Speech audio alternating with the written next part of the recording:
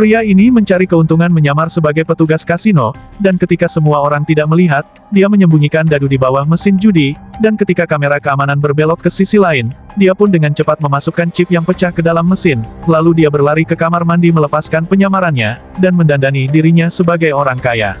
Lantai kasino sedang berantakan, dan pria itu masuk berlagak seperti orang kaya. Pemantau CCTV yang melihat kasino berantakan langsung menghubungi rekannya untuk bertindak.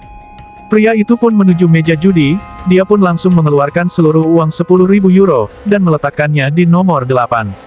Kemudian, ketika akan mengguncang, dia pun menukar dadu yang disembunyikannya di bawah meja, dan berpura-pura mengguncangnya di tangannya, dan kemudian dia melemparkan ke atas meja, saat dadunya sedang berputar kencang. Semua orang melihat ke arah dadu, dia pun dengan cepat menekan tombol yang membuat dadu itu berubah menjadi angka 8. Dia pun selebrasi karena kemenangannya, petugas wanita itu mengatakan selamat atas kemenangannya dan memberikan 60.000 euro. Kemudian pria itu berkata terima kasih kepada petugas itu, lalu pergi meninggalkan kasino.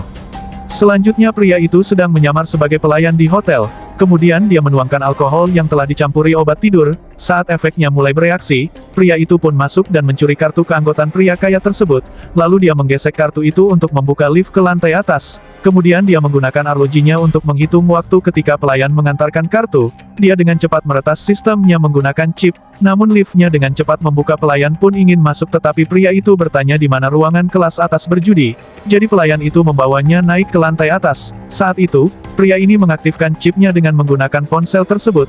Pelayan yang melihat hal itu pun langsung curiga segera menghubungi rekannya, tetapi tiba-tiba lampu lift mulai padam. Pria itu mencari kesempatan untuk menanyakan isi kotak kartu tersebut, lalu dia menemukan sesuatu dari kotak itu, kemudian mengucapkan selamat tinggal kepada pelayan. Akhirnya, pria itu sampai di tempat perjudian kelas atas. Dia pun langsung menaruh taruhan tetapi sebelum bertaruh dia memakai kacamata tembus pandang. Ketika wanita itu membagikan kartu kepada para pemain, dia diam-diam mengaktifkan fungsi kacamata di bawah meja, dan pria itu bisa melihat semua kartu poker di depannya. Kemudian, pria itu memulai aksinya, satu persatu memenangkan taruhan, tetapi pria itu masih belum puas jadi dia terus-menerus menaikkan taruhan tersebut. Pada akhirnya dia pun pulang membawa sekotak uangnya.